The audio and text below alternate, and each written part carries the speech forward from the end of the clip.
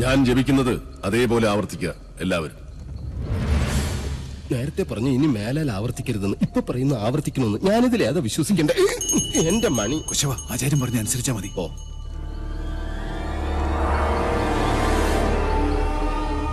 പൂർവാഗ്നേയീ ദക്ഷിണാച പൂർവാഗ്നേയീ ദക്ഷിണാച നൈര്യതീ പശ്ചിമാ തഥാ നൈര്യതീ പശ്ചിമാ തഥാ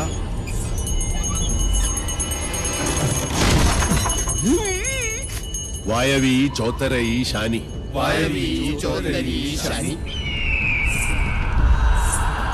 ദിശാ അഷ്ടവിമാ സ്മൃത ദിശാ അഷ്ടവിമാ സ്മൃത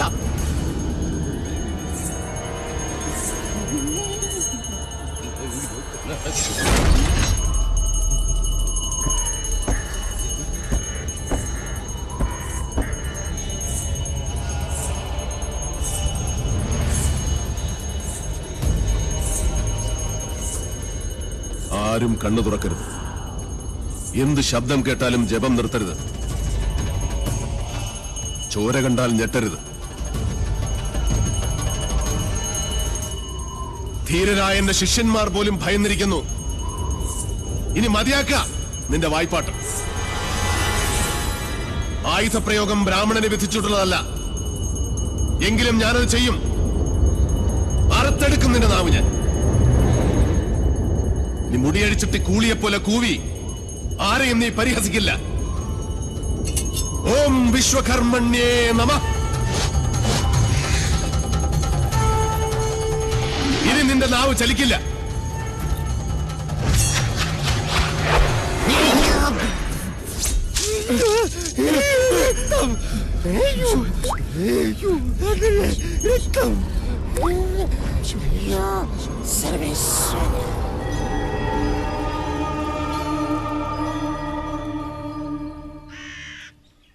ഇനി ഇവിടെ നിൽക്കാൻ പറ്റില്ല. രാത്രി ആയിക്കഴിഞ്ഞാൽ യക്ഷികളുടെ ഫാഷൻ ഷോ കണ്ടു മടുത്തു. ദാഹിക്കുമ്പോ ഷാർജ ഷേക്ക് കുടിക്കുന്ന പോലല്ലേ രക്തം കുടിക്കുന്ന ചരക്കകത്ത് കൂടിയിരിക്കുന്നത്. ഇനി ഞാനിവിടെ നിന്നാൽ എന്റെ ജീവിതം വവ്വാല് ചപ്പിയ മാങ്ങ. അവിടെ നിൽക്കുക. തിരിഞ്ഞു നോക്കില്ല ഞാൻ. ഇതുവരെ ചെയ്ത പണിയുടെ കൂലി ഈ ഓട്ട് കിണ്ടി കൊണ്ട് അഡ്ജസ്റ്റ് ചെയ്യാന്ന് വിചാരിച്ചു. മുതലായിട്ടല്ല. കൂലി തന്നില്ലെങ്കിൽ തച്ചന്റെ ശാപം നിങ്ങളുടെ തലയിരിക്കും. എന്നാൽ വരട്ടെ. നീ പോവില്ല രൗത്തമ. ഗുരുവിന്റെ സമ്മതമില്ലാതെ നീ മനയുടെ അതിർത്തി കടക്കില്ല. കടന്നാൽ നിന്റെ രണ്ടു കാലും തളർവാദം വന്ന് ശോഷിച്ച് ഈർക്കിൽ പോലാകും. ശിഷ്ടകാലം ഭൂമിയിൽ പാമ്പിനെ പോലെ ഇഴഞ്ഞു നടക്കുന്നീ. ഓർത്തു നിൽക്കുക. അതിനോട് ആരാ പോന്നെ? അളയാ നിൽക്ക. ഞാൻ എന്നെ കൊന്നിട്ട് പോരെ. നോക്കുക, നിനക്ക് ഗുരു കൊണ്ടുപോകൂടാ. എന്റെ മുത്തച്ഛൻ കോപ്പൻ. അയാള് പണിത വീടാത്രേ. അന്നേ രണ്ട് ഉത്തരവും ഇതിന്നൊരു തൂണും അടിച്ചു മാറ്റിയിരുന്നെങ്കിൽ ഞാൻ ഇങ്ങനെ കിടന്ന് ഈ യക്ഷിപ്പറമ്പ് തൂക്കേണ്ട വല്ല കാര്യം ഉണ്ടായിരുന്നോ? ഇപ്പൊ ഈട്ടിക്കും തേക്കനൊക്കെ എന്താ വില?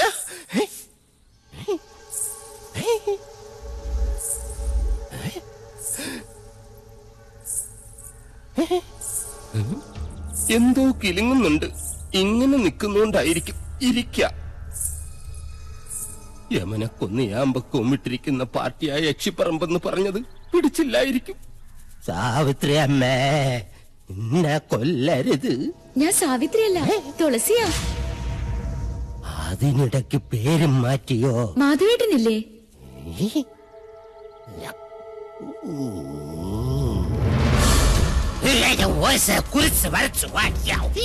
അടുത്തു വരരുത്.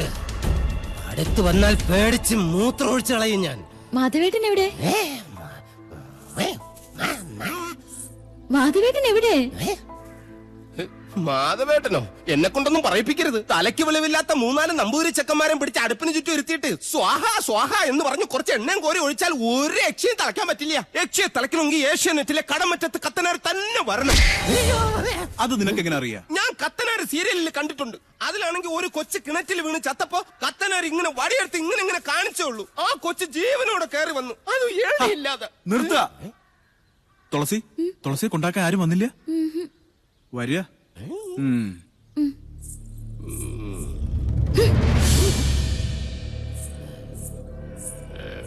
ഇവിടെ യക്ഷിയുടെ മറവിൽ സ്ത്രീകൾ വരുന്നു, ജപങ്ങൾ മുറയ്ക്ക് നടക്കുന്നു. ഛേ, അങ്ങനെ ചിന്തിക്കാൻ പോലും പാടില്ല. എനിക്ക് കിടന്നാൽ രഘുത്തമ. എന്താ ദേവിടെയുണ്ട്.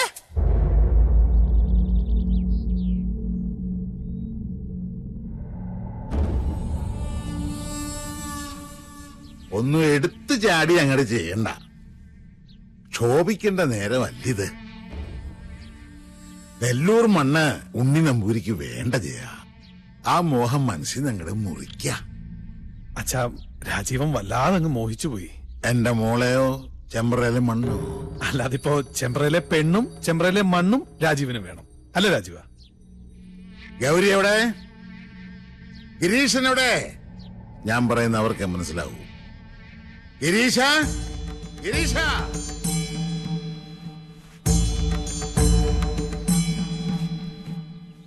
എടത്തി, ഹായ്, ആരാ ഇത്? പട്ടാഴിയില്ലത്തെ ആത്തയമ്മയോ? ഇവിടെ നിന്റെ ഏതടത്തി ഇരിക്കണത്? പടിയിറങ്ങി പോയ മൂശട്ടെ. അച്ഛാ, ജയേട്ടാ, ഇങ്ങോട്ടൊന്ന് വേഗം വരിക. അനിയത്തി. ആഹാ, എന്താണ് നിനക്കിവിടെ കാര്യം? എടി എന്താണ്? അച്ഛന്റെ ആംഗ്ലമാരുടെ മുഖത്ത് ചവിട്ടി തേച്ച് ഇറങ്ങിപ്പോളല്ലേ നീ? മറന്നിട്ടില്ലൊന്നും. നേർന്നെറിയും കെട്ടവളെ. ആരാ?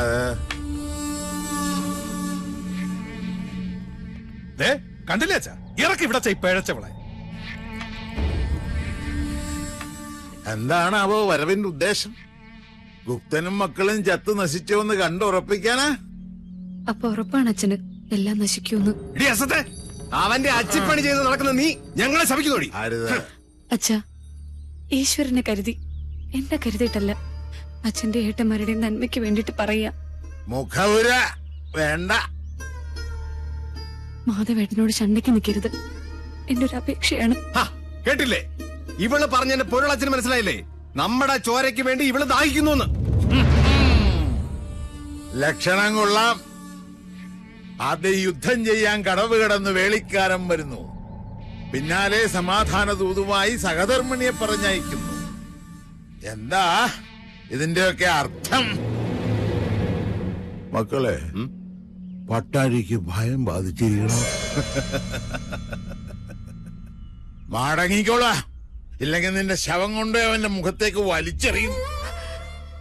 അച്ഛൻ പറഞ്ഞ കേട്ടില്ലേ? ഇറങ്ങി പൊടി മൂദേവി. കംസജന്മം എത്ര അനുഭവിച്ചിട്ട് മതിയായിട്ടില്ല അല്ലേ? അതേടി, ഞാൻ കംസൻ തന്നെയാ. ഈ അടിവയറ്റിലൊരു കൃഷ്ണുണ്ണി വളരുന്നുണ്ടെങ്കിലേ വലുതാമ ഇങ്ങോട്ട് പറഞ്ഞു വിട. ഈ ജയൻ ഇവിടെ തന്നെ ഉണ്ടാവും. ബാക്കി അവനോട്. അത്രയും ആയുസ് നിനക്കില്ല ജയ. തൊടില്ല നീ. വഴിതെറ്റിയിട്ടായാൽ പോലും ജീവിതത്തിൽ ഒരിക്കലും ഇനി ഈ മുറ്റത്ത് കാലുകുത്തരുത്. മനസ്സിലായോ? അനന്താ, ഇത്രയും വണ്ടിയിലേക്ക് കൂട്ടിക്കോളൂ.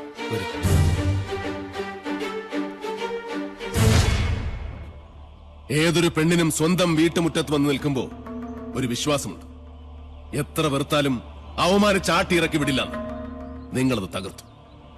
വെറി പിടിച്ച നിങ്ങളുടെ മനസ്സ് പിതൃസ്ഥാനത്തിന്റെ മഹത്വം മറന്നുപോയിരിക്കുന്നു. സൂക്ഷിച്ചോ ചിത്രഗുപ്ത, നിങ്ങളുടെ കൈവെള്ളയിൽ 1000 രേഖ. സാവിത്രി, ഇവന്റെ നെഞ്ചു വലിച്ചു കീറി ചങ്കെടുത്തെന്റെ മുന്നിൽ വെച്ചു തരൂ, എങ്കിലേ എനിക്ക് തൃപ്തിയാവൂ. പെറ്റ തള്ളയെ വിളിച്ച് നെഞ്ചിലിടിച്ച് ഓരിയിടാൻ ഇനിയും അവസരമുണ്ടാവും. അപ്പ മതി മുക്ര. ഓ, ഇതാണല്ലേ ആ മാതാമഹൻ, കാരണവരുടെ വാടക കൊലയാളി.